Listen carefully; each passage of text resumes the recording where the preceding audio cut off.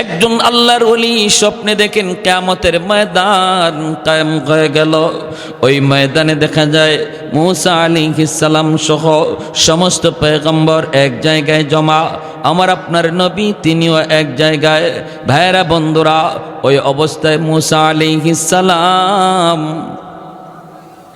মূসা আলাইহিস সালাম তিনি বলতেছেন, ওগো নবী, আখেরি নবী, আপনি নাকি বলেছেন আপনার উম্মতের উলামায়ে কেরাম, উলামা ও উম্মতি কা আম্বিয়া বনি ইসরাইল, আমার উম্মতের উলামায়ে কেরাম বনি ইসরাইলের নবীদের সমান।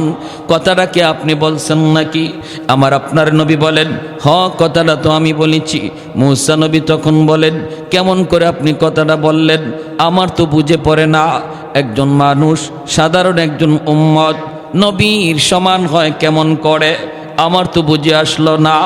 আমার আপনার নবী রহমতের নবী বলেন, যদি কথাটা বুঝে না আসে, আমার পাশেই বসা আছে আমার একজন আলেম, আমার উম্মতের একজন আলেম বসা আছে, একজন নায়েব নবী ইমাম গাজ্জালি রহমতুল্লাহি আলাইহি, তারে আপনি কিছু জিজ্ঞেস করেন, আপনার বুঝ হয়ে যাবে। আল্লাহু আকবার, জোরে বলেন। আমার উম্মতের ভিতরে একজন আলেম আমার পাশেই বসা, তিনি কে? তিনি ইমাম গাজ্জালি রহমাতুল্লাহি আলাইহি। ওনাকে কিছু জিজ্ঞেস করেন, জিজ্ঞেস করলে আপনার বুঝ হয়ে যাবে। মূসা আলাইহিস সালাম নরম নবী না গরম নবী? খালি গরম না বেশি গরম? অনেক গরম একজন নবী মূসা কালিমুল্লাহ। সাথে সাথে ইমাম গাজ্জালি রহমতুল্লাহি আলাইহিকে প্রশ্ন করলেন, ও মিয়া, তোমার নাম কি একটু বলো? ইমাম গাজ্জালি রহমতুল্লাহি আলাইহি তখন তিনি তার নিজের নাম বললেন, বাবার নাম বললেন, দাদার নাম বললেন, দাদার বাপের নাম বললেন, তার বাপের নাম বললেন। বলতে বলতে ইমাম গাজ্জালি একদম আদম আলাইহিস সালাম পর্যন্ত চলে গেলেন। সুবহানাল্লাহ। আমরা কয়জনে পারবো? আমরা পারবো? দাদার দাদার নাম জিজ্ঞেস করলেই তো শেষ, ঠিক কিনা? দাদার দাদার নাম জিজ্ঞেসই তো শেষ। হয়তো দাদার বাপের নাম কেউ বা কেউ মনে রাখতে পারেন, কিন্তু দাদার দাদা জিজ্ঞেস করলেই শেষ। রহমতুল্লাহি আলাইহি আদম আলাইহিস সালাম পর্যন্ত গেছে। মূসা আলাইহিস সালাম জিজ্ঞেস করে, ও মিয়া, তোমাকে তো এত লম্বা জবাব দিতে বলি নাই। গরম নবী তো, মেজাজ খালি গরম হইতেছে। দেখো, হেরে জিজ্ঞেস করলাম তার নিজের নাম, কিন্তু নিজের নাম বলল তো বলল, বাপের নামও কয়, দাদার নামও কয়, দাদার বাপের নামও কয়। এরপরে বলতে বলতে আদম পর্যন্ত। মূসা আলাইহিস সালাম তিনি একটু গুসা করে ফেললেন, রাগ হয়ে বলতেছেন, এই মিয়া থামো, এত লম্বা জবাব দিছো কে? এত কথা কও? জিজ্ঞাসি নিজের নাম, বেশি থেকে বেশি বাপের নাম বলবা। এত লম্বা জবাব তুমি কেন দিয়েছো? আগে প্রশ্নের জবাব দাও। এত লম্বা জবাব তুমি কেন দিয়েছো? এই কথা বলতে ইমাম গাজ্জালি রহমতুল্লাহি আলাইহি আদবের সাথে, বিনয়ের সাথে তিনি মুস্কি হেসে বলেন, ওগো আল্লাহর পয়গম্বর, আমি কেন এত লম্বা জবাব দিয়েছি? এই প্রশ্নের জবাব যদি আমাকে দিতেই হয়, আগে আমার একটা প্রশ্নের জবাব আপনাকে দেওয়া লাগবে। মূসা নবী কয়, কি প্রশ্নের জবাব? কই, প্রশ্নটা হলো, আল্লাহ আপনারে জিজ্ঞেস করেছিল, ওয়ামা তিলকা বিয়ামিনিকা ইয়া মূসা, ও মূসা, ডান হাতে এটা কি? আপনার ডান হাতে ছিল লাঠি, আপনি বলবেন ক্বালা হিয়া আসাই, এটা আমার হাতের লাঠি। প্রশ্নের জবাব শেষ, আল্লাহ যা জানতে চেয়েছে জানা শেষ। কিন্তু আপনি এখানে শেষ দেন নাই, শেষ দেন নাই। আপনি বলতেছেন ক্বালা হিয়া আসাই আতাওয়াক্কাউ আলাইহা ওয়া আহুশু বিহা আলা গানামি ওয়া লিয়া ফিহা মাআরিবু উখরা, এটা আমার হাতের লাঠি, এই লাঠি দিয়ে আমি বর দিয়া চলি, এই লাঠি দিয়া গাছের পাতা পারি, এই লাঠি দিয়া বকরি রাখালি করি। আল্লাহ আপনাকে লাঠি দিয়া কি করেন জানতে চায় না, আপনাকে শুধু জানতে চেয়েছিল হাতে আপনার কি। ওই দিন কেন আপনি এত লম্বা জবাব দিয়েছিলেন? আগে জবাব দে। মূসা আলাইহিস সালাম করি বাপরি, নবী তো এমনি কয় নাই রে, এদি এখন আমার আটকাই দিছে। মৌসা নবী কই মিয়া আমি আমার মাশূকের সাথে কথা বলার সুযোগ পেয়েছি, অল্প কথায় মন ভরে না। প্রিয়জনের সাথে মহব্বতের মানুষের সাথে কথা বলতে গেলে অল্প কথায় মন ভরে না। কথা যত লম্বা হয় ততই ভালো লাগে। এজন্যই আমি একটু লম্বা কথা বলেছি, সুযোগ পেয়েছি বিদায় লম্বা বলেছি। এমনি মুসা আলাইহিস সালামের এই কথা শুনে ইমাম গাজ্জালী রাহমাতুল্লাহি আলাইহি কয়, ওগো আল্লাহর পয়গম্বর, তাহলে আমারও একই জবাব। আমিও এত বড় একজন নবীর সাথে কথা বলার সুযোগ পেয়েছি, সারা জীবন শুধু নাম শুনেছি মুসা কালিমুল্লাহ, যিনি জমিনে বৈশা 3000 বার আল্লাহর সাথে কথা বলেছেন। ওই নবীর নাম শুধু শুনেছি, দেখি নাই। আজ দেখাও হয়েছে, কথাও হয়েছে। এই সুযোগটারে আমিও সুবর্ণ সুযোগ মনে করে নিলাম।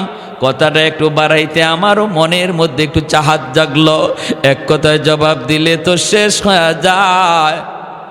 আমিও আপনার মতো এই চিন্তায় লম্বা করেছি।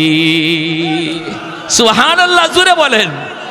লাযিদ্দাওয়ালা নিদ্দাওয়ালা হাদ্দালি মাওলা, লাযিদ্দাওয়ালা নিদ্দাওয়ালা হাদ্দালি মাওলা, আল-আনা কামা কানা ওয়ালাম ইয়ালকা যাওয়ালা, আল-আনা কামা কানা ওয়ালাম ইয়ালকা যাওয়ালা, লা মিসলা ওয়ালা সাওয়ারা মিসলাম ওয়া নাযীরা, মান ক্বালা সিওয়া যালিকা ক্বাদ ক্বালা মুহালা, মান ক্বালা সিওয়া যালিকা ক্বাদ ক্বালা মুহালা, লা ওয়ালদা ওয়ালা ওয়ালিদা লা আম্মা ওয়া খালা, লা শিবহা ওয়ালা মিসলা ওয়ালা কুফুয়া লিমাওলা। একটু জোরে সুরে বলেন আল্লাহু আকবার। আর একটু জোরে বলি আল্লাহু আকবার। এজন্য বলতেছি রে যুবক, সন্তানটারে মাদ্রাসায় পড়াও, প্রাথমিক শিক্ষাটা যেন তার কোরআনী শিক্ষা হয়, মুসলমানি তার শিক্ষা হয়। এরপরে যদি তারে তুমি হাফিজে কোরআন বানাইতে চাও তাহলে তো নূরুন আলা নূর। আর যদি বানাইতে না চাও আমি নিষেধ করব না, বাধাও দেব না। যদি বানাইতে নিয়ত করো তাহলে তো নূরুন আলা নূর, নূরুন আলা নূর। কারণ এই বাচ্চার খাতিরে আল্লাহ জমিন টিকায় রাখছে, এই মাদ্রাসার খাতিরে আল্লাহ জমিন টিকায় রাখছে, কোরআনের উসিলায় আল্লাহ জমিন টিকায় রাখছে। রহমতের ধারা এখনো জমিনে জারি আছে মাদ্রাসার উসিলায়, কোরআনের উসিলায়, ছোট ছোট বাচ্চাগুলির উসিলায়, যারা কোরআন শিক্ষা করার জন্য, কোরআন সিনায় নেওয়ার জন্য আল্লাহ যাদেরকে মাদ্রাসায় নিয়ে আসলেন, ওদের উসিলায় এখনো গাছ থেকে ফুল হয়, ফল হয়, এখনো জমিন থেকে ফসল হয়, এখনো ওই রকম নদী থেকে মাছ মিলে। পূর্ব দিগন্তে সূর্য উঠে, পশ্চিম দিগন্তে সূর্য ডুবে। আমার আপনার যত নিয়ামত সমস্ত নিয়ামতের ধারা আল্লাহ জমিনে জারি রাখছে মাদ্রাসার খাতিরে, কোরআনের খাতিরে, কোরআনওয়ালাদের খাতিরে। এই কথাটাই মায়ার নবী বলেছেন, তোমরা যদিও কথাটা না বুঝো, আসমান জমিনের আর যত প্রাণী আছে ওরা কিন্তু ভালো করে কথাটা বুঝে। এমনকি গর্তের পিপিলিকা পর্যন্ত এই কথাটা ভালো করে বুঝে, পানির নিচের মাছও এই কথা ভালো করে বুঝে। এজন্যই মাছেও আল্লাহর কাছে সর্বদা দোয়া করে, মালিক আমি যে মাছ পানির নিচে বেঁচে আছি মাদ্রাসার উসিলায়, ছোট ছোট বাচ্চাগুলির উসিলায়, যারা কোরআন শিক্ষার জন্য ওই মাদ্রাসায় পড়তেছি, আল্লাহ এরা জমিনে আছে বিদায় এখনো তুমি জমিন টিকায় রাখছো, জমিন টিকে আছে বিদায় আমি মাছ টিকে আছি, জমিন টিকে আছে বিদায় আমি গর্তের পিপিলিকা এখনো টিকে আছি, এখনো গাছ আমি দাঁড়ায় আছি, এখনো আমি গাছ ফুল দেই, ফল দেই। ও মালিক, জমিনে এই উলামায়ে কেরামের সংখ্যা তুমি বাড়ায় দাও, ঘরে ঘরে কোরআনের হাফেজ তৈরি করে দাও, সমাজে সমাজে মাদ্রাসা তুমি কবুল করে নাও।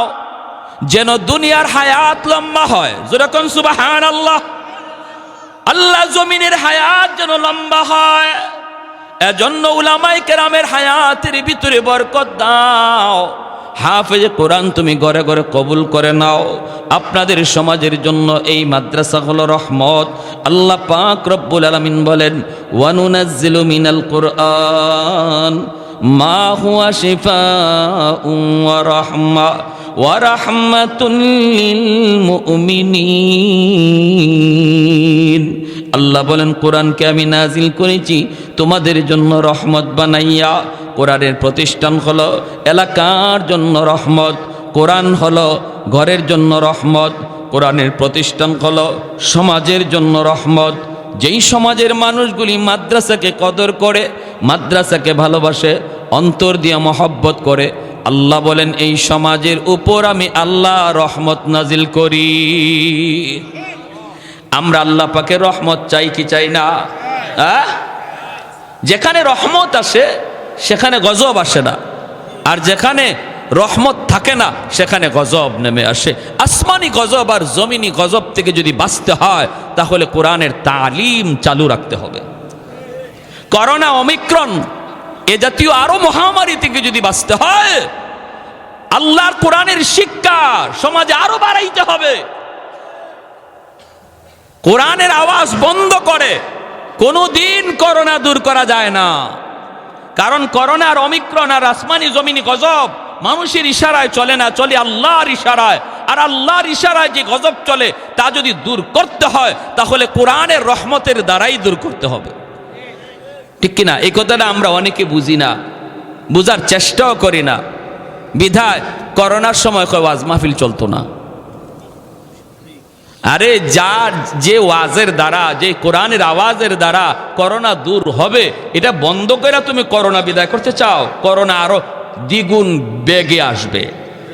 ঠিক কিনা জোর? এখন এই বুঝতেই নাই, এই বুঝতেই তো নাই।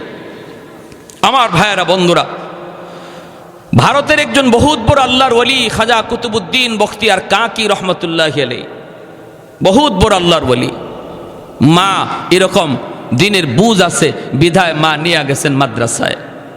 মনে রাখবেন, সন্তানের ব্যাপারে বাবার চেয়ে মার জিম্মাদারি বেশি।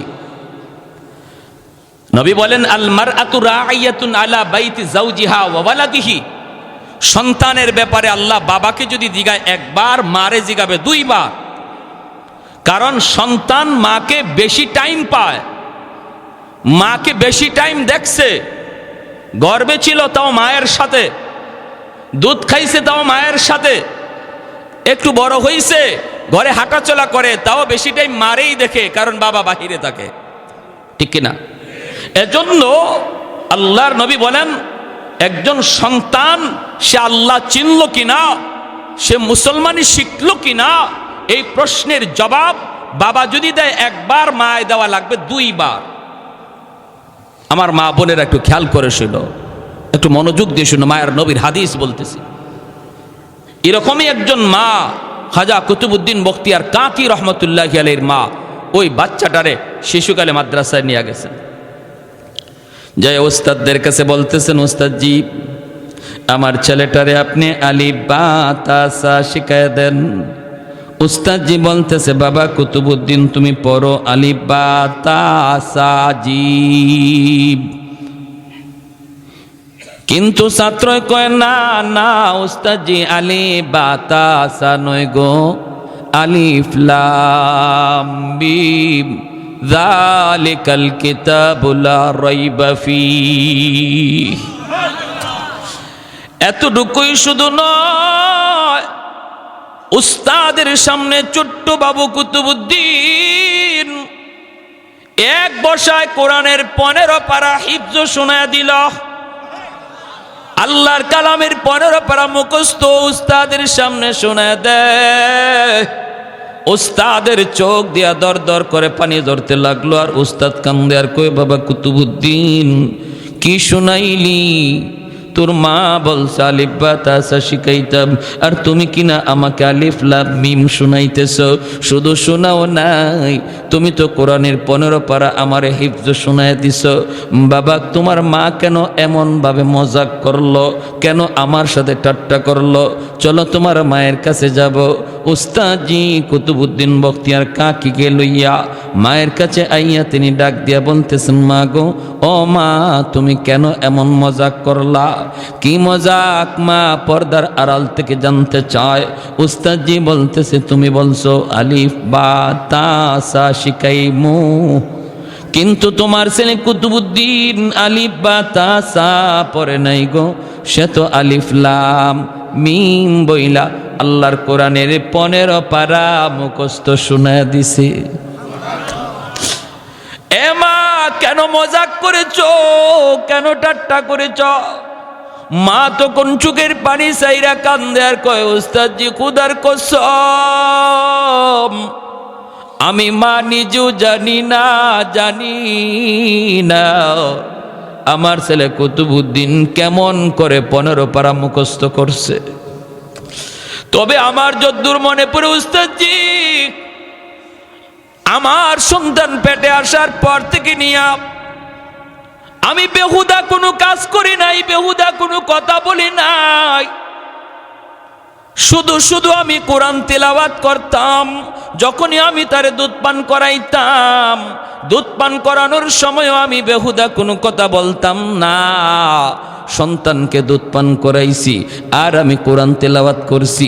আমি আল্লাহর কালামের 15 পারার হাফেজা, 15 পারা আমার মুখস্থ ছিল। এজন্য আমার কুতুবউদ্দিনকে আমি যখন দুধ পান করাইতাম, আমি দুধের সাথে কোরআন তেলাওয়াত করতাম। মনে হয় দুধের সাথে তিলাওয়াত যায় ঢুকছে। জানি না, আমি মা নিজেও জানি না জীবনে কতবার আমি এই 15 পারা মুখস্থ তেলাওয়াত করেছি, কতবার আমার সন্তান পেটে দেইকা মার কোরআন তেলাওয়াত শুনছে। এজন্য মা সন্তান পেটে লইয়া যদি বেশি বেশি কোরআন তেলাওয়াত করে রে যুবক, এই সন্তান বড় হইয়া কোরআনের হাফেজ হয়। মা সন্তান পেটে লইয়া যদি বেশি বেশি গান শুনে, এই সন্তান বড় হইয়া গানের মাস্টার হয়। মা সন্তান পেটে নিয়ে যদি বেশি বেশি করে টক খায়, সন্তান বড় হইয়া টক প্রিয় হয়। মা সন্তান পেটে নিয়ে যদি বেশি বেশি মিষ্টি খায়, সন্তান বেশি বেশি মিষ্টি প্রিয় হয়। মা সন্তান পেটে নিয়ে যদি পর্দার ভিতরে চলে, সন্তান মেধাবী হয়। আর সন্তান পেটে নিয়ে মা যদি বেপরদায় চলে, এই সন্তান বোকা হয়। 16 ডিসেম্বর আমি মাহফিলে বের হয়েছি, দেখলাম নারী পুরুষ অবাধে বের হয়েছে রাস্তায়। রাস্তাঘাটে চলা মুশকিল হয়ে গেছে, গাড়ি নিয়ে যাওয়া মুশকিল। এর ভিতরে হঠাৎ করে নজর পড়ে গেল একটা মহিলা, সেও বেপরদায় নেমে এসেছে। কিন্তু তার হালত দেখে আমি বুঝলাম এই মহিলা গর্ভবতী, অল্প দিনের ভিতরেই হয়তো বাচ্চা দুনিয়াতে আসবে। দেখতে ভয় লাগে। এমন একজন মা, তুমি যদি সন্তান লইয়া বেপরদায় বের হয়েছ, কোটি টাকা সন্তানের পিছনে তুমি খরচ করতে পারো, তবুও তার ব্রেন খুলবে না, জেহেন খুলবে না, বোকা থাকবে, বোকা, প্রতিবন্ধী হবে। ভাইয়েরা আমার, এজন্যই কুতুবউদ্দিন বখতিয়ার কাকি রহমতুল্লাহি আলাইহির মা বলতেছে, উস্তাদজি, আমার সন্তান কুতুবউদ্দিন দুধ পান করার সময় মায়ের দুধ খাইছে আর কোরআন তেলাওয়াত শুনছে। যেরকম সুবহানাল্লাহ। তাহলে বলুন, মার দুধ খাওয়ার সময় যদি কোরআন তেলাওয়াত দুধের সাথে যায় ঢোকে, দুধ খাওয়ার সময় যদি সন্তান গান শুনে, মা যদি নাটক দেখে আর সিনেমা দেখে, এই গানের আওয়াজও দুধের সাথে ঢুকতে পারেনি না পারে না? ময়মনসিং এলাকায় গেলাম, এক ওয়াজ, অসুবিধা দিতেছে আপনাদের। চা দিছে আমারে, চা খাইতেছি, দেখি চা ঝাল লাগে। চা কি লাগে? কি ও ভাই, চা কি ঝাল লাগে? আমি কই ইন্না লিল্লাহ। আমরা তো চার সাথে চিনি দেই, এরা মনে হয় চার সাথে মরিচের গুঁড়া দেয়। এই এলাকায় মনে হয় সিস্টেম এইটা, নাইলে চা জাল লাগতো কেন? তো আমি বললাম যে ভাই এদিকে আসেন। কি সে হুজুর? আমি চাটা খাই দেখেন তো। এ খাইছে, হুজুর চা তো জাল লাগে। আমি কি ব্যাপার কি, আপনাদের এলাকায় মরিচের গুঁড়া দেয়? না হুজুর, এটা কি কর? আমি তো তাড়াতাড়ি দেখেন তো ঘটনা কি। বলে মনে হয় মরিচের গুঁড়া দিয়া লাইছে, চিনি মনে করিয়া। এমন গেছে যায় দেখে যে না হুজুর মরিচের গুঁড়া দেয় নাই, তরকারির ভাতিলে চা জাল দিছে। কোন ভাতিলে? তরকারির পাতিলে চা জাল দেওয়ার কারণে তরকারির পাতিলের আসর চার উপরে পড়ছে। তাহলে পাত্রের আসর বস্তুর উপরে পড়ে, ঠিক না? মা হলো পাত্র, বাবা হলো পাত্র। এই বাপ মার আসর সন্তানের উপরে পড়বে। এজন্য সন্তান যদি নেককার চাও, দিনদার চাও, আল্লাহওয়ালা চাও, সন্তান যদি নামাজি চাও, ভদ্র সন্তান চাও, মানুষের মাঝে সন্তানের সুনাম ছড়ায় পড়ুক, অমুকের একটা ছেলে এত ভালো এত ভদ্র, এমন সুনাম যদি চাও যে সন্তানের কারণে বাপ মার নাম উজালা হোক, তাহলে সবার আগে বাপ মা ঠিক হয়ে যাও। সবার আগে কি ঠিক হও? বাপ মা ঠিক হয়ে যাও। বাবা যদি নামাজি হয় সন্তান নামাজি হয়, মা যদি নামাজি হয় সন্তান নামাজি হয়, মা যদি পর্দানিসীন হয় সন্তান পর্দানিসীন হয়, মা যদি কোরআন তেলাওয়াত বেশি বেশি করে সন্তান কোরআনের হাফেজ হয়। এজন্য আমার ভাইরা মনোযোগ দিয়ে খেয়াল করে শোনো, আল্লাহর গোলাম ভাইরা আমার, যেই বাচ্চাটারে মাদ্রাসায় দেওয়া হয়, এই বাচ্চারা যখন হাফিজি শেষ করার পরে উস্তাদের হাতে পাগড়ি নেয়, পাগড়ি নেওয়ার সময় সমস্ত উস্তাদগণ তারে পাগড়ি দেয়, এলাকার মানুষেরা তারে মাথায় পাগড়ি পরায় দেয়।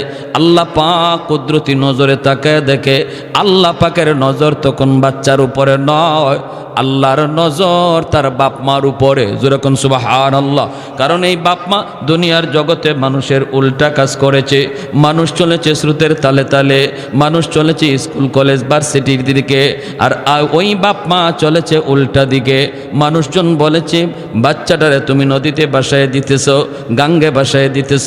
হায় হায় হায় হায়, এই বাচ্চাটা বড় হওয়ার পরে কি খাবে, কেমনে চলবে, কেমনে বিবি পালবে, সংসার পালবে, কত কথাগুলি তোমারে শোনাইলো, বাপ মা তুমি তা কানে দাও নাই। স্রোতের উল্টা দিকে তুমি চলছো, মানুষের কথায় যদি গাঙ্গে বাসানো হয় তুমি তাই করেছ। আমি আল্লাহকে খুশি করার জন্য, আমার নবীকে খুশি করার জন্য তুমি এমন করেছ। অতএব বান্দারে, হাসরের ময়দানে আজ দুনিয়াতে সন্তানের মাথায় পাগড়ি পরায় ওস্তাদ, আর হাসরের মাঠে আমি আল্লাহ তোমাদের বাপ মার মাথায় পাগড়ি পরাবো। মূসা আলাইহিস সালামের আম্মা সন্তান নদীতে ভাসায় দিছেন, ভয় পাইছেন ফেরাউনের বাহিনী আমার সন্তানরে মেরে ফেলবে।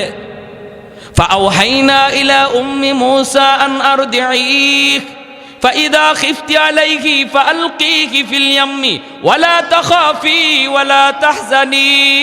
আল্লাহ বলে, মূসার মা ভয় পেও না, সন্তানকে দুধ পান করাও।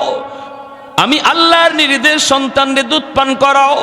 আর যদি তুমি ভয় পাও আমার কথা মতো তুমি মূসাকে নীল দরিয়ায় বাসায় দাও।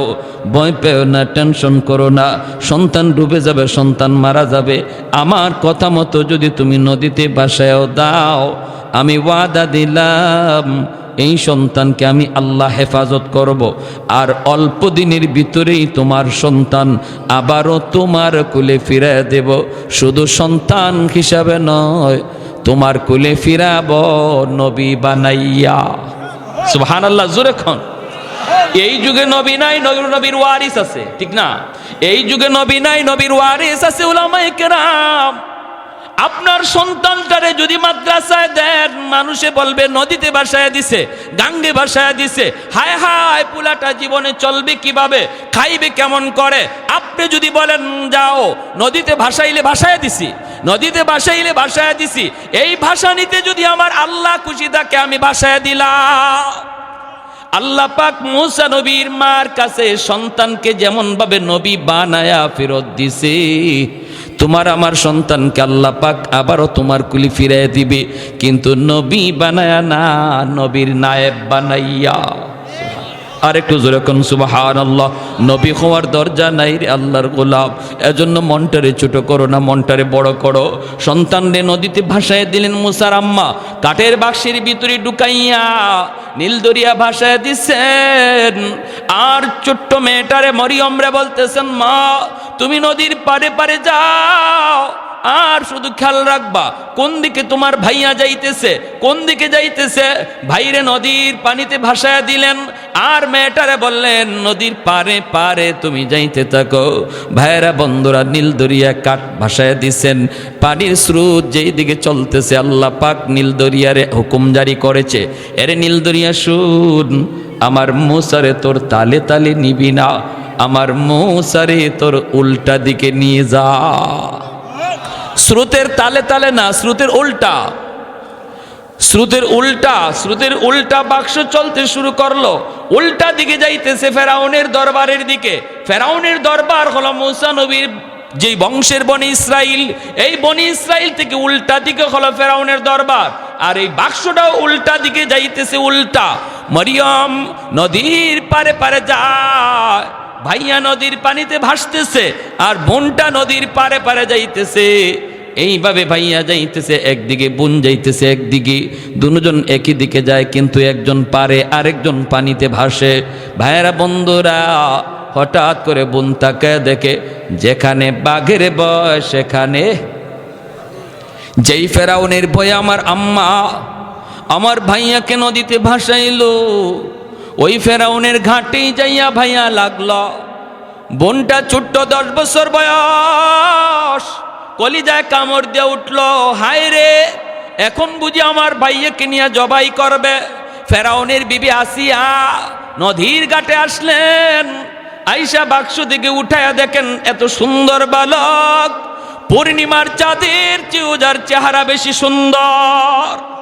কারণ আল্লাহ যেই যুগে যেই যারে নবী বানান, ওই যুগে নবীর চেয়ে সুন্দর আর কাউরে বানান না, ওই যুগের সবচেয়ে সুন্দর আল্লাহ নবীকে বানান।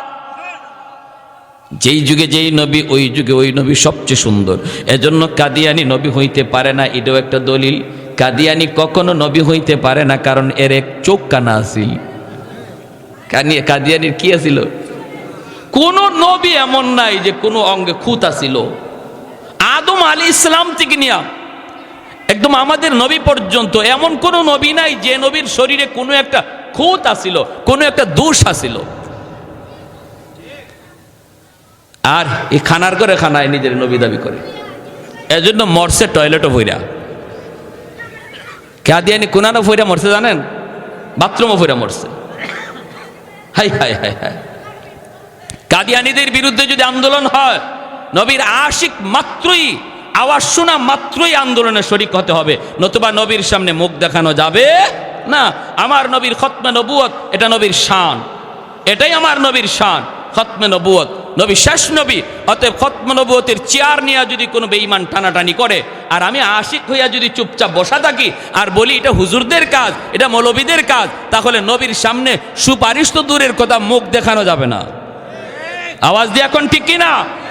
এজন্য উলামায়ে কেরাম যখনই শুনবেন কোন ইস্যু নিয়ে আপনাদেরকে ময়দানে ডাক দিছে, মনে রাখবেন এটা আপনার ইস্যু, এটা হুজুরদের ইস্যু না, এটা প্রতিটা মুসলমানের ইস্যু, এটা গোটা মুসলিম উম্মার স্বার্থে।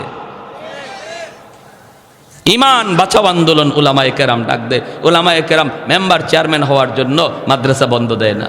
উলামায়ে কেরাম যদি মাদ্রাসা বন্ধ দেয়, গোটা মুসলিম উম্মার ইমান রক্ষার জন্য দেয়। ঠিক কিনা জোরে খান? মেম্বার চেয়ারম্যান হওয়ার জন্য না। চেয়ারম্যানি মেম্বারে আপনারা করেন, মরা গরু আড্ডি যা চাবা এবার চাবান, কিন্তু আমাদেরকে আমাদের খেদমত করতে দেন। ঠিক কিনা? আঙ্গুল দিবেন না, কোরআন হাদিসের কোনো বিষয়ে আঙ্গুল দিতে আসবেন না। আপনাদের দায়িত্ব আপনাদের মতো চালান, অসুবিধা নেই, আমরা বাধা দিই না, আমরা কাউরে নামাইও না, কাউরে বসাইও না, কিন্তু আমরা আমাদের যে দায়িত্ব নিয়ে আসি এই দায়িত্বে কেউ হাত দিবেন। প্যারে হাদিরিন, ফেরাউনের স্ত্রী আসিয়া মুসা আলাইহিস সালাম রে দেখকেই মায়া লাগিয়ে গেল। মায়া তো লাগবেই, এত সুন্দর বাচ্চা, আবার ছেলে সন্তান নাই, কোনো সন্তান নাই। কুলে করে নিয়ে ফেরাউনের কাছে যায় বলতেছেন, স্বামী গো চেহারা দেখো, আমার মন বলে আমি ছেলে হিসাবে পালবো, যদি তুমি অনুমতি দাও। ফেরাউন কয় আমি তো অনুমতি দিমো, কিন্তু পাইছো কই? কই নদীর ঘাটে। নদীর ঘাটে পাইছো তো, পোলার বাচ্চা কোথায় এটার তো খবর নাই। জ্যোতিষীরা বলেছে বনি ইসরাইলের এক পোলার হাতে আমার রাজত্ব যাবে, ক্ষমতা যাবে। এটা কোন পোলা, বাড়ি কোথায় জানি না, শুনি না। তুমি তো আনছো, তোমার মায়া লাগে, কিন্তু ছোট ছোট বাচ্চা পোলাপান দেখলে আমার ডর লাগে। কারণ চোরের মনে পুলিশ, জোরে কোন চোরের মনে। ওয়ারেন্টের আসামি দেখবেন ঘরের মধ্যে ঘুমায় রয়েছে, গাছের পাতা পড়ছে, পুলিশ মনে করে দৌড় দিছে। পুলিশ আইছে, পুলিশ আইছে। কি হয়েছে? বুট জুতার আওয়াজ পাইছি। ধুর, বাতাস আইছে। হ্যাঁ, ফেরাউনের মনের ভিতরে ডর। ওই বাচ্চা কোন বাচ্চা, ওই বাচ্চা কোন বাচ্চা, ওই পুলা কোন পুলা, যার হাতে আমার ক্ষমতা যাবে, যার হাতে আমার রাজত্ব যাবে। হায় হায়, এটা কোনটা? 70,000 পুলাপান একদিনে জবাই করলাম। জ্যোতিষীরা কয় এখনো মরে নাই, এখনো জীবিত। হায়, তাহলে এটা কোনটা? কয় বয়স হয়ে গেছে, অল্প বয়স দুনিয়াতে চলে আসছে, মার দুধ খায়। হায় হায়, কোন পুলা? দুধের বাচ্চা জবাই করলাম। গণকেরা কয় এখনো মরার ভিতরে ফরছে না, জিন্দা। ফেরাউনের ভয়।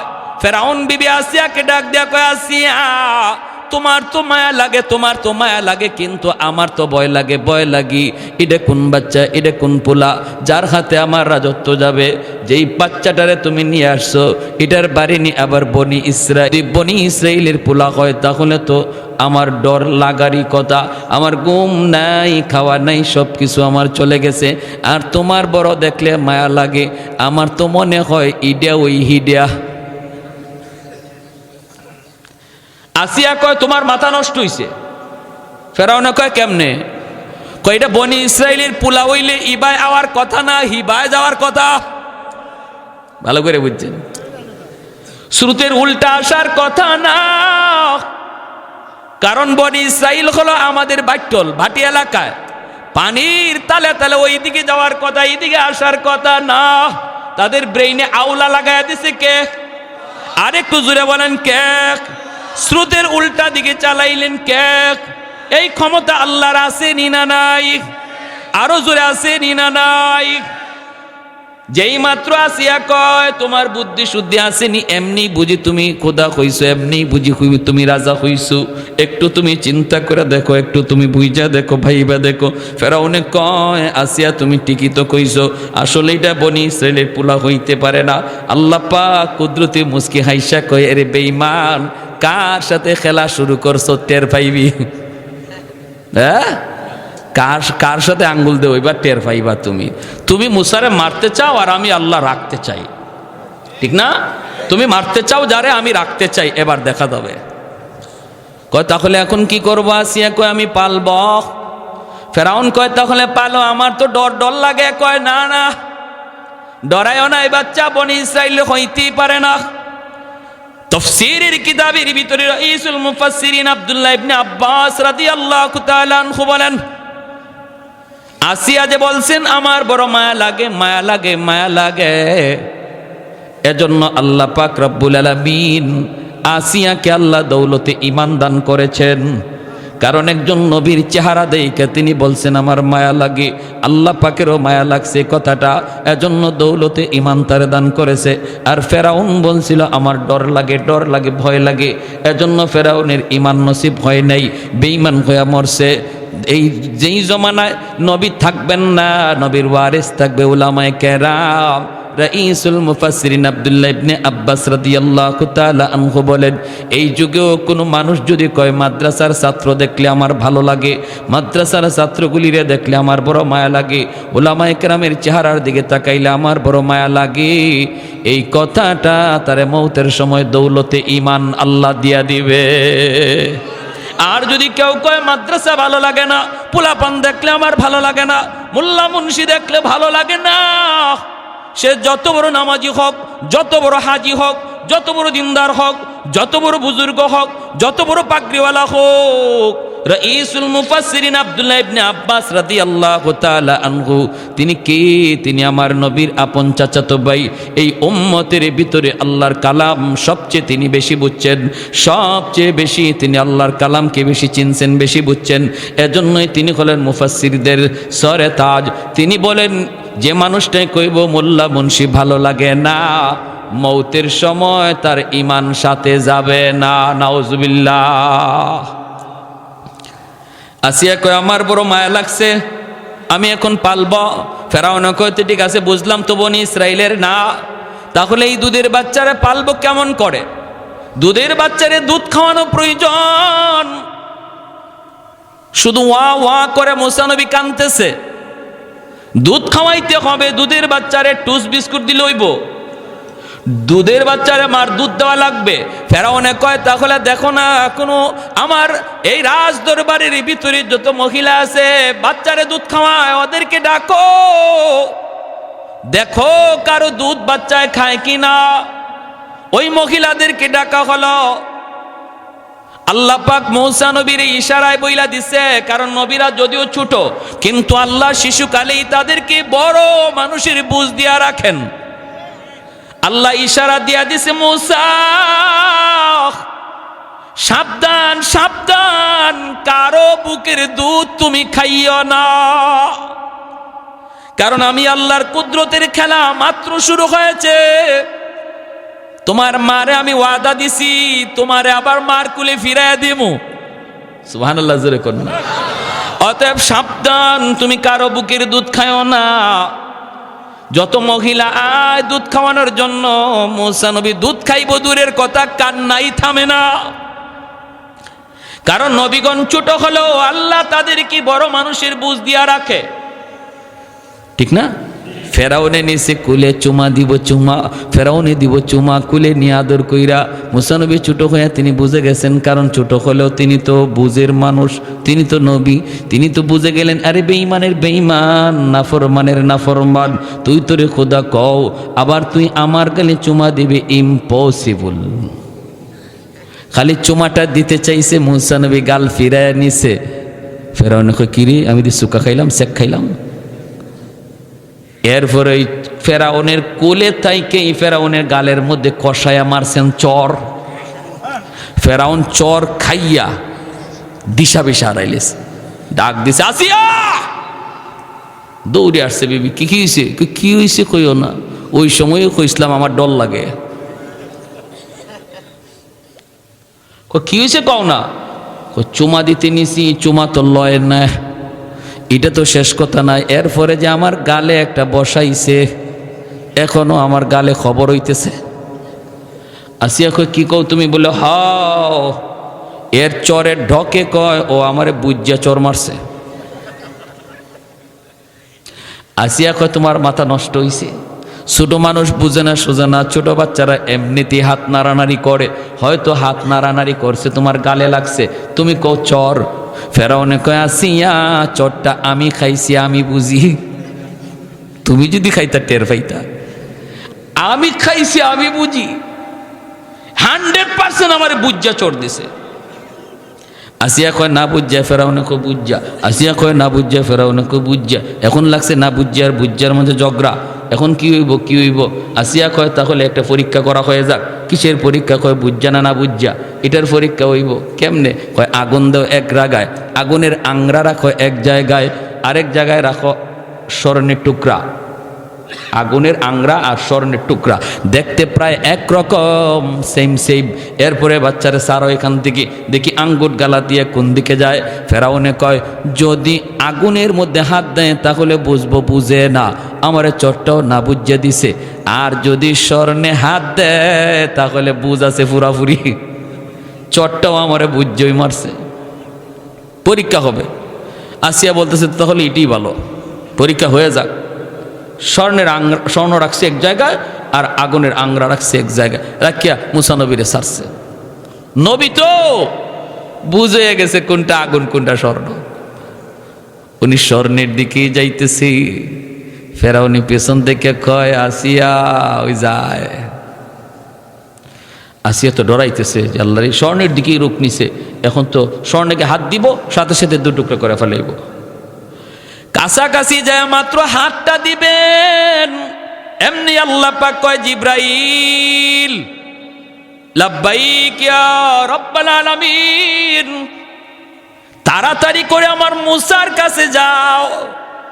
কারণ নবী তো সব বুঝে, এটা যে স্বর্ণ, এটা যে আগুন, আগুনের মধ্যে হাত দিয়া দাও, স্বর্ণে যেন মুসা হাত না দেয়। যদি হাত স্বর্ণে দিয়া দেয় পেঁচ লেগে যাবে, আমার কুদরতের খেলা এখানেই শেষ হয়ে যাবে। না রে জিব্রাইল, তুমি অদৃশ্য থেকে আমার মুসার হাতটা আগুনে দিয়ে দিও। মুসা নবী হাত বাড়াইছেন ঠিক স্বর্ণের দিকে, আর জিব্রাইলে আমিন হাতটা দিয়ে দিছেন আগুনে। আল্লাহু আকবার, জোরে খন। আর দিছেন না খালি, উনি যে বুঝে না, এটা বুঝাইবার লাগি আল্লাহ পাক আরো কদ্দুর করাইছে। ছোট বাচ্চারা কোনো কিছু হাতে নিয়েই দেখবেন সাথে সাথে মুখে দেয়া দেয়, তাই না? উনিও আগুনের আংরাটা হাতে লইয়েই সাথে সাথে মুখে দিয়ে দিছেন। আর আসিয়া দৌড় দিয়ে আসছেন, আইসেই তাড়াতাড়ি মুখ থেকে বলছিলাম না পোলাটা বুঝে না, এখন কামাইছে নি, এখন মুখ পুড়ছে নি। মুসা আলাইহিস সালামের এই জিহ্বার আগাটা একটু জ্বলে গেছিল, এজন্য কথাটা কিছু অস্পষ্ট হইতো।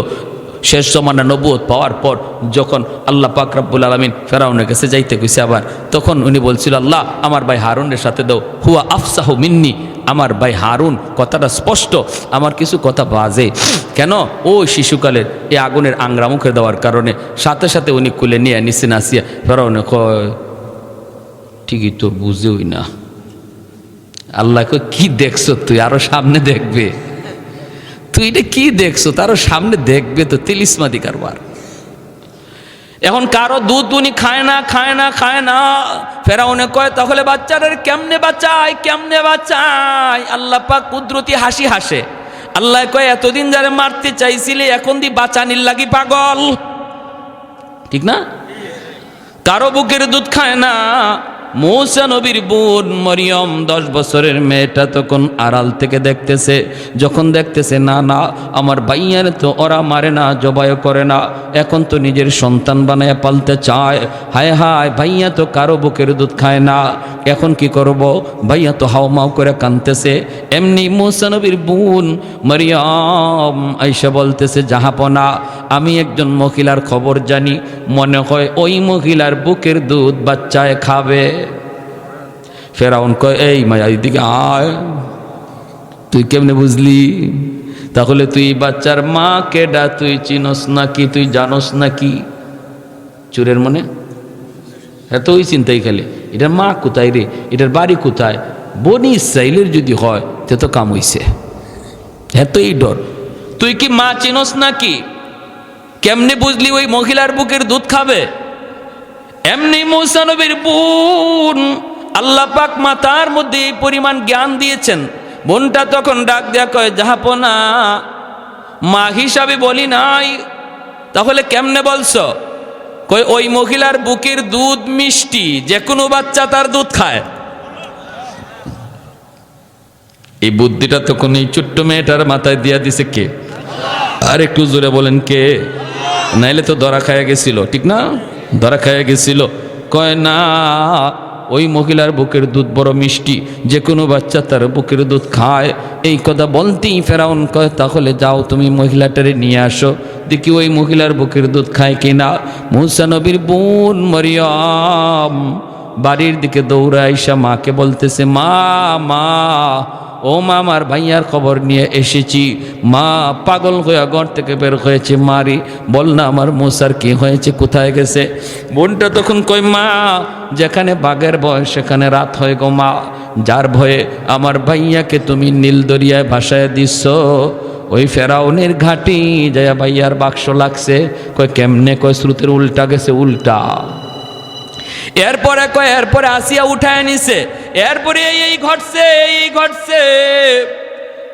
ভাইয়া কারো বুকের দুধ খায় না, ওরা তো নিজের সন্তান বানায় পালতে চায়, কিন্তু ভাইয়া তো কারো বুকের দুধ খায় না। এখন লাগছে প্যাস, আমি তো তোমার কথা বইলা দিছি। মা কয় তাহলে কেমনে বুঝ দিলি? আমারে জিজ্ঞাসে তুই তাহলে কেমনে জানলি এটা মা নাকি? আমি তো বলছি না, ওই মহিলার বুকের দুধ মিষ্টি, যে কোনো বাচ্চা তার দুধ খায়, এই বইলা পুষ দিয়া দিছি। মা তোমারে নিতে বলছে, যাইবা নাকি? মুসা নবীর আম্মা রওয়ানা দিছে। আল্লাহ পাক মুসা নবীর আম্মারে ডাক দেয়া কয়, মুসার মা তুমি যাইতেছো যাও, কিন্তু খবরদার ফেরাউনের কোনো প্রস্তাবে তুমি রাজি হইও না। একজন মার সাথে আল্লাহর কথা চলছে, অন্তরে ইলহাম দেওয়া হচ্ছে একজন মার সাথে। কেমন মা? মাগো তুমিও মা, তুমিও মা। তুমি যদি একজন নবীর নায়েবে নবীর মা হও, তোমারও দাম, তোমারও ইজ্জত আল্লাহর কাছে এমন নবীর মাদের মতো। হাসরের মাঠে আল্লাহ পাক একজন নবীর মারেও খুঁজবে না, কিন্তু একজন নায়েবে নবীর মা আর বাবারে আল্লাহ হাসরের মাঠে খুঁজবে। মান করা আল কুরআন, হাদিস থেকে বলতেছি, মান করা আল কুরআন ওয়া আমিলা বিমা ফিহি উলবিসা ওয়ালিদাহু তাজান ইয়াউমাল কিয়ামা। নবীর বাপমার মাথায় আল্লাহ পাগড়ি পরাবে বা মুকুট পরাবে, এমন হাদিস নবী বলেন নাই, কিন্তু নবী বলেছেন একজন আলেমের হাফেজ কোরআনের বাপমার মাথায় আল্লাহ নিজের হাতে মুকুট পরাইয়া দিবে। দাউহু আহসানু মিন দাউইশ শামস, যার পাওয়ারটা সূর্যের পাওয়ারের চেয়েও বেশি হবে। সুবহানাল্লাহ। আল্লাহ পাক বলতেছে, মুসার মা যাইতেছো যাও, কিন্তু ফেরাউনের কোনো প্রস্তাবে রাজি হইও না। তো উনি গেছেন, যাইতেছেন, কাছাকাছি গেছেন। ফেরাউনে কয়, দেখো তোমার দুধ খায় কিনা, তোমার বাড়ি কোথায়? বনি ইসরাইল। ফেরাউনের একটু ভয় লাগছে না লাগছে না? কারণ যেই বাচ্চার হাতের রাজত্ব যাইব, ওই বাড়ির বাচ্চার বাড়ি কোথায়? বনি ইসরাইল হবে। জ্যোতিষীরা কইছে, এই মহিলার জিগায় তোমার বাড়ি কোথায়? কয় বনি ইসরাইল। ফেরাউনে আবার মনে মনে কয়, তো বনি ইসরাইল হইছে তো কি হইছে? এটা তো মা না, দেখি না, এটা তো মা না, তো হইছে তো কি হইছে? দেখো না তোমার মুখের দুধ খায় কি না, তুমি একটু দেখো। মুসা নবীর যেই মাত্র মা কোলে নিছেন, সাথে সাথে কান্না থেমে গেছে। কারণ শিশু বাচ্চারা মায়ের কুল হাজারো কুলের ভিতরে ভালো করে চিনে, হাজারো কুলের ভিতরে মায়ের কুল বাচ্চা ভালো করে বুঝতে পারে, টের পায়। এজন্য কান্না থেমে গেছে, কান্নাটা থেমে গেছে। ফেরাউনের সন্দেহ বেজে গেছে, ঘটনা কি রে, কান্না থেমে গেল কেন? মায়ের কুলেই তো গেলে পরে বাচ্চাদের কান্না থামে, তাহলে এতক্ষণ পর্যন্ত হাউমাউ করে কাঁদলো, এই মহিলার কুলে যাওয়া মাত্রই কান্না থেমে গেল, তাহলে এটা মা নাকি? সন্দেহ কিছু জাগছে, ঠিক না? সন্দেহ কিছু জাগছে। এমনি আল্লাহ পাক রব্বুল আলামিন মুসা নবীরে কয়, মুসা কান্না থামাইছো? ফেরাউনে কলজায় সন্দেহ লাগাই দিছে, কান্না থামাইছো কেন? কান্নাটা থামাইছো কেন? ঠিক আছে, সন্দেহ লাগাইছো, এখন সন্দেহ দূর করা লাগবে। মা যখন দুধ খাওয়াইতে চাইবে, ফার্স্ট চান্সে তুমি দুধ খাইবা না। যদি এখন ফার্স্ট চান্সে দুধ খাও, তাহলে ফেরাউনের সন্দেহ বেড়ে যাবে, ঠিক না? মুসা নবীর আম্মা যেই মাত্র কোলে নিছেন, দুধ খাওয়ানোর জন্য যখন তিনি চেষ্টা করতেছেন, মুসা নবী মুখ ফিরায়া নেয়। ফেরাউনের মনে যে সন্দেহ আছিল মা, সন্দেহটা কিছু কেটে যায়। কয়, না রে, মা হতে পারে না। যদি মা হইতো তাহলে দুধও খাইতো, ঠিক কিনা? আল্লাহ সন্দেহ দূর করাই দিতেছে। আল্লাহু আকবার, জোরে বলি আল্লাহু আকবার। একটু জিকির করি, লা ইলাহা ইল্লাল্লাহ, জোরে।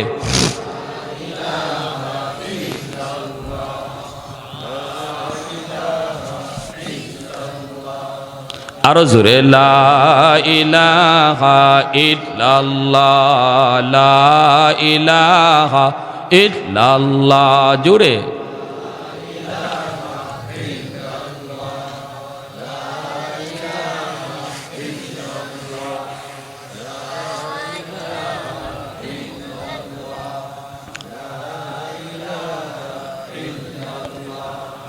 লা ইলাহা ইল্লাল্লাহু মুহাম্মাদুর রাসূলুল্লাহ। একটু জোরে সুরে বলি সাল্লাল্লাহু আলাইহি ওয়াসাল্লাম। আমার ভাইরা, তাহলে একজন মার কাহিনী শুনাইতেছি, ঠিক না? আমাদেরও মা আসেনি না নাই? ছোট ছোট বাচ্চাগুলির মা আসেনি না নাই? মাও আছে, বাবাও আছে, ঠিক না? ভাইরা, মায়েরা, যারা মায়েরা আছেন, একটু দিলটা নরম করে কথাগুলি শুনুন, নরম করে কথাগুলি শুনুন। মায়েদের জন্য অনেক সবক, কতটা দাম আল্লাহ মুসা নবীর আম্মারে দিছেন। আল্লাহ নিজে মুসা নবীর আম্মার সাথে কথা বলতেছেন, জোরে কন্যা সুবহানাল্লাহ। আল্লাহ নিজে কথা বলতেছেন, একজন নবীর মার সাথে আল্লাহ কথা বলতেছেন। একজন নবীর নায়েব, একজন হাফেজে কোরআনের মা যদি তুমি হও, একজন মুফতি মুহাদ্দিসের মা হও, তোমারও এরকম আল্লাহর কাছে এত দাম, দাম বেড়ে যাবে, দাম বেড়ে যাবে। হাজি সাহেব কষ্ট করে আপনাদের সহযোগিতা লইয়া, আপনাদের পরামর্শ লইয়া, মনে অনেক আশা নিয়া এই মাদ্রাসাটা দিছেন, মনের ভিতরে অনেক আশা, ঠিক না ভাই? হ্যাঁ, কওমি মাদ্রাসা মানে কওম দ্বারা পরিচালিত, সরকারি মাদ্রাসা মানে সরকার দ্বারা পরিচালিত।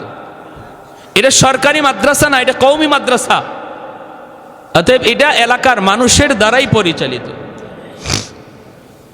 যদি কওম সহযোগিতা না করে কওমি মাদ্রাসা টিকে না।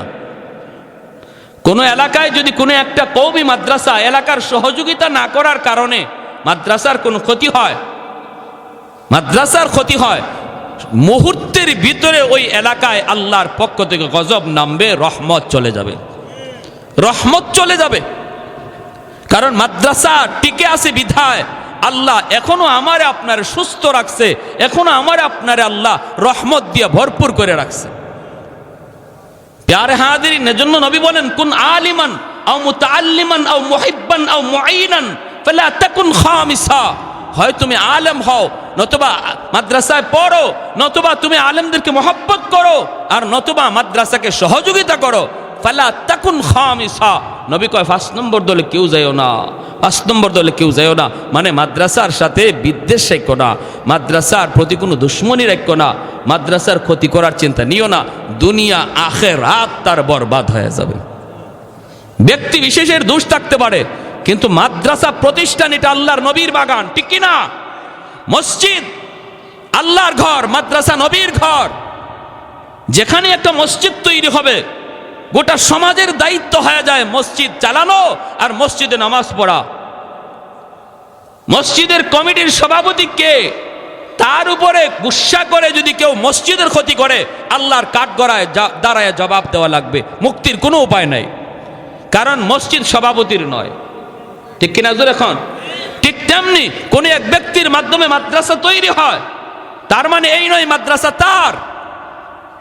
তার উপরে গুসা করে যদি প্রতিষ্ঠানের কেউ ক্ষতি হয়ে যায়, আমার কোনো আচরণে, আমার কোনো কথায় আল্লাহর কাছে মুক্তি পাওয়ার কোনো উপায় নাই। প্রতিষ্ঠান হয়ে যাওয়া মাত্রই গোটা সমাজের দায়িত্ব হয়ে যায় প্রতিষ্ঠান চালানো, ঠিক কিনা জোরে কোন? সমাজের, গোটা সমাজের দায়িত্ব হয়ে যায় প্রতিষ্ঠান চালানো। ওই কিছুদিন আগেও কিতাবের মধ্যে পড়ছি, ঘটনাটা বলতেছি, আমি শেষ দিয়ে দেবো। আরও ইন্টারেস্টিং ঘটনা শেষের দিকে, উদ্দেশ্য আমার সামনে। পাকিস্তানে এক দাওয়াতে তবলিগের জামাত গেছে, যে দেখে জঙ্গলের মধ্যে একটা মসজিদ, মসজিদে কোনো মানুষজন বলতে কেউ নাই, কেউ নাই। এই মসজিদের ভিতরে তারা ঢুকছে, ময়লা আবর্জনা পড়ে রয়েছে। দাওয়াতে তবলিগের মানুষরা এই ময়লা আবর্জনা পরিষ্কার করে তারা এই মসজিদে থাকার সিদ্ধান্ত নিছে, এই মসজিদে থাকার সিদ্ধান্ত নিছে। এলাকার মানুষজন দৌড়ে আসছে, এসে কয়, হুজুর আপনারা এখানে থাকবেন? বলে হ, আমরা এই মসজিদে থাকবো। কয় আল্লাহর দোহাই মসজিদে থাকেন না। রাত যখন 2টা বাজে তখন এমন এক কান্নার আওয়াজ আমরা শুনি, আর এই ভয়ে এই এলাকা থেকে মানুষজন বাড়িঘর দূরে সরায় গেছে। আপনারা এখানে থাকেন না, ভয় পাবেন। আমি সাক্ষ্য কি কও? বলে হ, রাত 2টার সময় দেখবেন কান্না শুরু হয়েছে। তখন এই অবস্থায় দেখা যায় ও এশার নামাজ পড়ার পর খাওয়া দাওয়া কইরা দাওয়াতে তবলিগের সাথীরা, আমি সব বরব্বর আল্লাহওয়ালা মানুষ, বুজুর্গ মানুষ, ইনি বলতেছি তোমরা সবাই ঘুমাও। আমি ঘুমাবো না, আমি দেখতে হবে কিসের কান্না, আমি সজাগ থাকবো, তোমরা ঘুমাও। কিন্তু সাথীরা কি আর ঘুমাইতে পারে? এরাও আর ঘুম নাই, সবারই কান সজাগ। কি আওয়াজ, কিসের কান্না একটু শুনবো। যখন ঠিকই 2টা বেজে গেছে তখনই শুনে একদম মানুষ মরলে যেভাবে কান্নার আওয়াজ হয়, এভাবে আস্তে আস্তে ফুফায়া ফুফায়া কান্নাটা শুরু হয়েছে। যখন কান্নাটা শুরু হয়েছে তখনই এরা সাথে সাথে ঘুম থেকে উঠে গেছে। উঠিয়া আমির সাহেবের পাশে জড়ো হয়ে গেছে। দেখে কান্নার আওয়াজ শুধু বাড়তেছে, কান্নার আওয়াজ বাড়তেছে। ডান দিকে কান্না, বাম দিকে কান্না, সামনে থেকে কান্না, পিছন থেকে কান্নার আওয়াজ শুধু বাড়তেছে। সবাই ভয় পেয়ে গেছে, আমির সাহেবের কাছে আইসা জড়ো হয়ে গেছে। তখন ওই অবস্থায় কাঁদতেছে কাঁদতেছে আমির সাহেব তিনিও বলতেছে চলো আমরাও হাত উঠাইয়া আমরাও কান্না শুরু করি। আমির সাহেব হাত উঠাইয়া তিনি সাথীদেরকে নিয়ে আল্লাহর কাছে কান্না শুরু করছে। এমন কান্না শুরু করছে, কানতে তাদের কান্নার আওয়াজে ওই কান্না বন্ধ হয়ে গেছে। তখন একটা আওয়াজ আসছে, এই আওয়াজ কান্নার আওয়াজ, এটা মানুষেরও না জিনেরও না, এই কান্নাটা আল্লাহর ঘর মসজিদের প্রতিটা ইট কাঁদতেছে। আল্লাহর ঘর মসজিদের প্রতিটা ইট কাঁদতেছে। এই কেন বলে আওয়াজ হচ্ছে গাইবে আওয়াজ, যে একমাত্র কারণ এলাকার মানুষ মসজিদের হক আদায় করতেছে না, মসজিদের দেখশন রাখতেছে না, মসজিদ চালাইতেছে না, মসজিদে নামাজে আসতেছে না। এই জন্য প্রতিটা দেয়াল, প্রতিটা চৌকাঠ, প্রতিটা ইট এভাবে কাঁদতেছে। বলুন এই মানুষগুলার অবস্থা কি হবে? তখন আমির সাহেব কাঁদতে কাঁদতে অস্থির হয়ে বলতেছে, আল্লাহ তোমার দরবারে ফরিয়াদ, যতক্ষণ পর্যন্ত এই মসজিদে ভরপুর মুসল্লি আমরা না বানাবো, আমরা তবলিগের কাজ এখানে বন্ধ করব না। সেই মসজিদ তারা আবাদ করে আসছে, পাকিস্তানের বাস্তব কারগুজারি। এজন্য মনে রাখবেন, খতরনাক বিষয় ভাই, খতরনাক বিষয়, সঙ্গীন বিষয় মসজিদ মাদ্রাসা। মসজিদ আল্লাহর ঘর, মাদ্রাসা নবীর ঘর। আমার নবী রওজায় শুয়ে শুয়ে কলিজায় ব্যথা পাবে যখন এই সংবাদ শুনবে যে অমুক এলাকার একটা মাদ্রাসা অবহেলিত, এলাকার মানুষের সহযোগিতা নাই, এলাকার মানুষ থেকে সন্তান আসে না, প্রতিটা ঘর থেকে হাফেজ হওয়ার ফিকির হয় না, মানুষগুলা সন্তানকে হাফেজ বানাইতেছে না, আলেম বানাইতেছে না, মাদ্রাসার ছাত্রগুলি কষ্টে আছে কি সুখে আছে, এলাকার মানুষের দেখশন নেয় না। এই খবর যদি নবীর কাছে যায়, নবী কষ্ট পাবে। আমি আবারও বলছি, আল্লাহর দোহাই, কোনো ব্যক্তির উপরে বা কোনো মানুষের উপরে কখনো মনে করবেন না যে এই প্রতিষ্ঠান তার না। মসজিদ আল্লাহর, মাদ্রাসা নবীর, ঠিক কিনা? আমার নবীর প্রতিষ্ঠান, এটা আমার জিম্মাদারি, আমার দায়িত্ব মাদ্রাসাকে উন্নত করা, নতুবা আমার নবীর সামনে জবাব দেওয়ার কোনো মুখ থাকবে না আমাদের। বিহারে হাজিরিন, এই অবস্থায় মুসা আলাইহিস সালামের আম্মার কুলে যাওয়া মাত্রই যখন কান্না থেমে গেল, তখন আল্লাহ বলতেছে, মুসা যখন দুধ খাওয়াইব দুধ খায়ও না। ইনি ফার্স্ট চান্সে দুধ খায় নাই, দ্বিতীয়বার যখন আবার দুধ খাওয়ানোর চেষ্টা করেছেন, তখন আল্লাহ বলতেছে, মুসা এখনো খায়ও না, কারণ এখনো ওর কলিজায় কিছু সন্দেহ রয়ে গেছে, কারণ মানুষের দিলের খবর জানেন কে? আল্লাহ। দ্বিতীয়বার যখন আবার চেষ্টা করেছে, তখনও তিনি কান্না। এইবার ফেরাউনের অন্তর থেকে পুরাপুরি সন্দেহ দূর, কয় না, মা হতেই পারে না। আল্লাহ পাক ফেরাউনের অন্তরের খবর জানেন। সাথে সাথে আল্লাহ পাক কয়, মুসা এইবার তুমি ভালো করে খাও। তৃতীয়বার যখন মা আবার চেষ্টা করেছেন, তখন তিনি মার বুকের দুধ তিনি খাওয়া শুরু করলেন।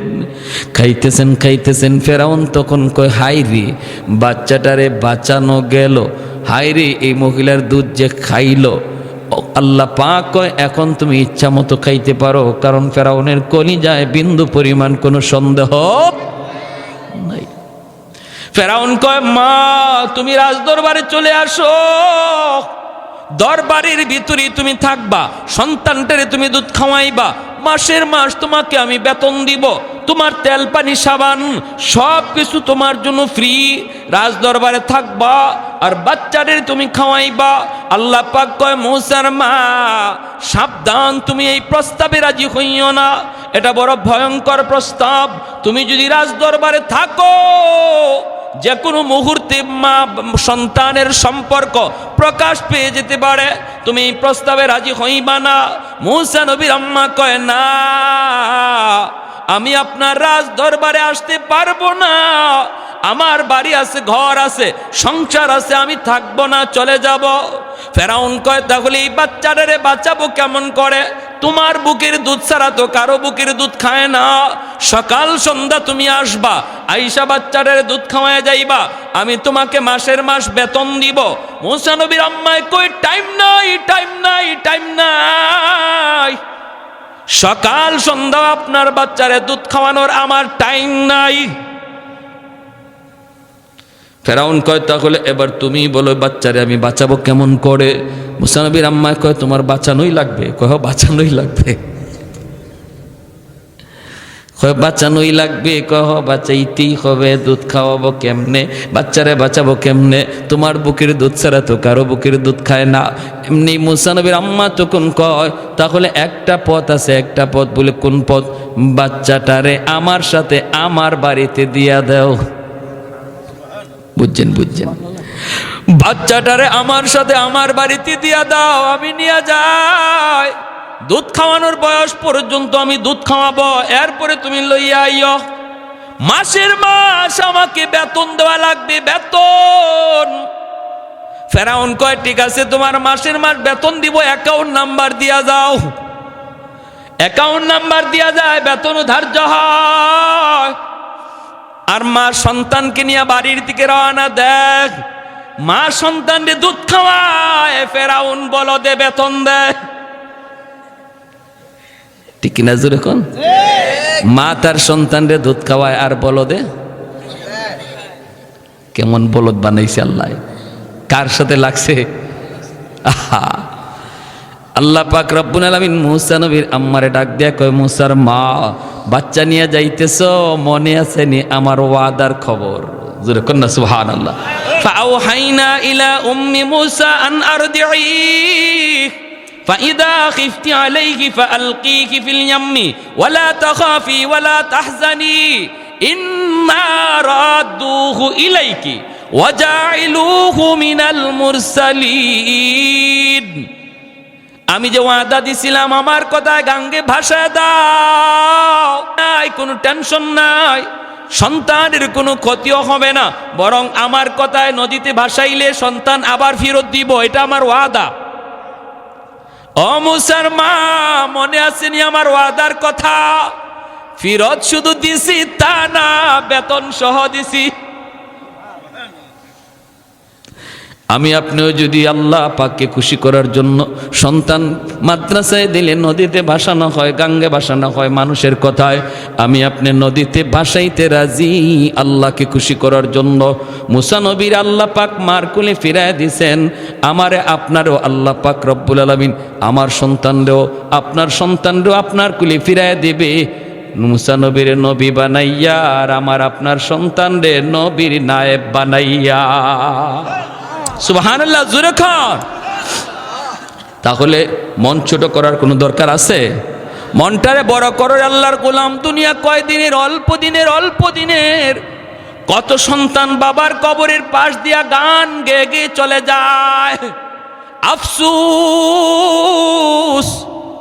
কত সন্তান মার কবরের পাশ দিয়া গান গেয়ে গেয়ে চলে যায়, শুধু দিন না শিখানোর কারণে, বাপ মাতার জিম্মাদারি আদায় না করার কারণে।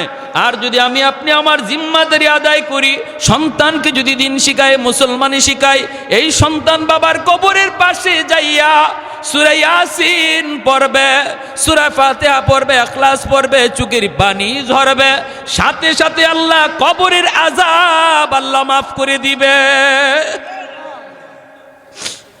ভাইরে, জন্য বলতেছিলাম, ভাইরা থানভী আলাইহির রহমা লিখছেন, ছোট্ট বাচ্চাটা মাত্র মাদ্রাসায় ভর্তি হয়েছে, বাবা মারা গেছে, বাবা ওসিয়ত করে গেছিল বিবিরে, বিবি গো, যদি আমার ছেলে সন্তান হয়, আমার ছেলেটারে তুমি হাফেজে কোরআন বানাইও। এর ভিতরে বাবা চলে গেছে। ছেলে যখন আল্লাহর কালাম পড়া শুরু করছে, ইয়াদ হয়ে গেছে বাবার কথা। যেদিন কোরআন সবক নেই, আজ যদি আমার আব্বা দুনিয়া থাকতো, আমার উস্তাদদেরকে মিষ্টি খাওয়াইতো, ছাত্রদেরকে জিলাপি খাওয়াইতো। আজ আমি কোরআন সবক নিতেছি, আমার আব্বা যদি দুনিয়া থাকতো, আজকে কত কিছু খাওয়াইতো। এই ছেলে সবকটা লইয়া বাবার কবরের পাশে যায় দাঁড়াইছে, চোখের পানি ঝরা যখন কাঁদতে শুরু করছে। ভাইরা বন্ধুর, আল্লাহ পাক রব্বুল আলামিন গজবের ফেরেশতাদেরকে কয়, এ আযাবের ফেরেশতারা, কবরের আযাব তোমরা বন্ধ করো, কারণ আমার বান্দার ছোট্ট বাচ্চারা কবরের পাশে দাঁড়ায় কাঁদতেছে। আমি আল্লাহকে রহমান কয়ে ডাক দিছে, আমাকে রহিম কয়ে ডাক দিছে, অতি দয়ালু কয়ে আমারে যেই বাচ্চায় ডাক দেয়, আমি তার বাবারে মারতে পারি না। আমি আল্লাহরে যে দয়ার সাগর কয়ে ডাক দে, আমি তার মারে কবরে আযাব দিতে পারি না। এজন্য রে ভাই, বাপ মা একদিন আমরা সবাই চলে যাব, সন্তান রেখে যাব। যদি সন্তানটারে হাফেজ বানাইতে পারি, আলেম বানাইতে পারি, দুনিয়াতে সন্তান জন্ম দেওয়া সার্থক হয়ে গেল, সন্তান রেখে যাওয়া সার্থক হয়ে গেল। ভাই, সন্তানের দ্বারা দুনিয়া কামাই করার নিয়ত অন্তর থেকে বাদ দিয়া দেন। মনে করেন, একটা নিয়ত করেন, সন্তান যেন আমার সদকায়ে জারিয়া হয়। পারবো না ইনশাল্লাহ?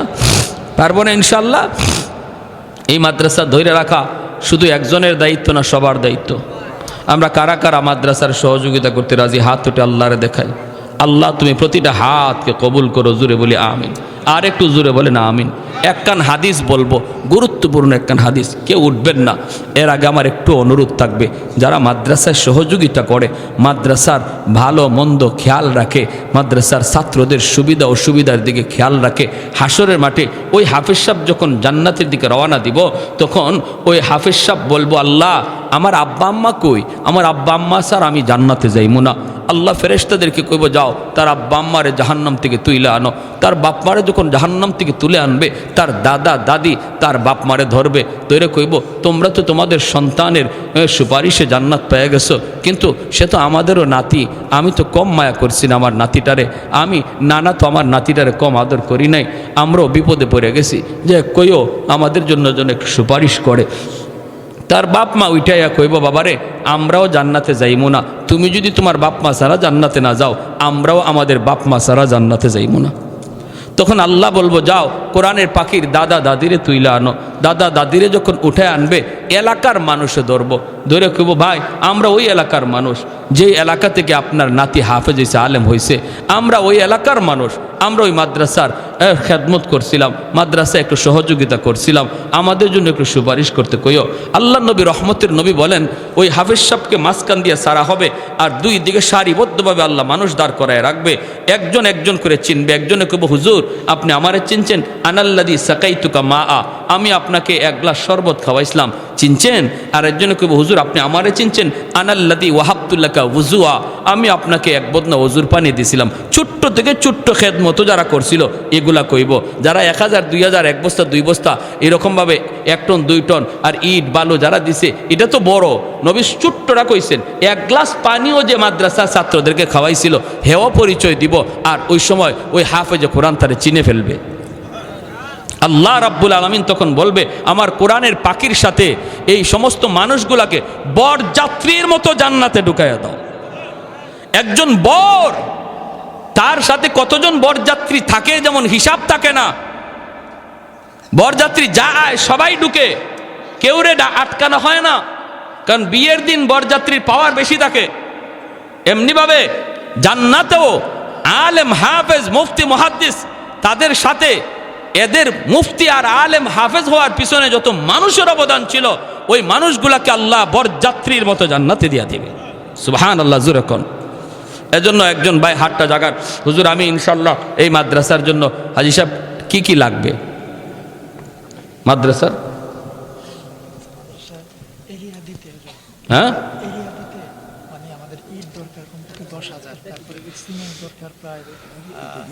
100 বস্তা সিমেন্ট, 10,000 ইট, 2 টন রড, আর মাসে 30,000 টাকা খরচ লাগে।